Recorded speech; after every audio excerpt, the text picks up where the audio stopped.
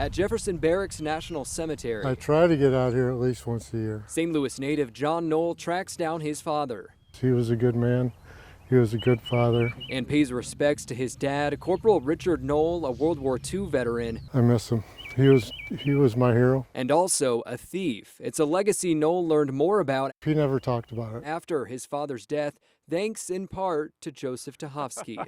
The Wisconsin author says his father led the World War II platoon of Marine Scout snipers known as the 40 Thieves on Saipan, a Japanese island in the Pacific Ocean. Several of the Marines came from the Midwest, including Kansas City and St. Louis. These were sort of the elite of the elite, the toughest of the tough. And they were trained specifically in silent killing techniques to live and work behind enemy lines for days at a time. And as the name implies, they stole mostly what they needed to survive. Tachovsky says the thieves were the poorest equipped of those who served, using leftover weapons and rations from World War I. Rules also went out the window for Tachovsky's and Knoll's fathers. Surviving meant fighting and doing whatever it takes. I know he probably had to do some things that he wasn't proud of. His father's legacy, along with those of dozens of other Marines, are detailed in Tachovsky's book. The chapters detail wartime memories Tachovsky learned about after a eulogy at his father's funeral piqued his interest to dig through Dad's archives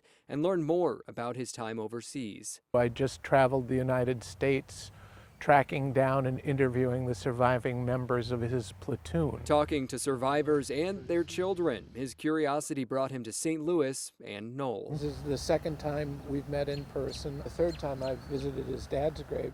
Tachovsky visits the graves of the thieves his father led. He lays a penny to commemorate the visit, rosemary for remembrance, Rosemary, and a shot of bourbon, just in case they're thirsty after all these years. I can't imagine being 20 years old and going into war,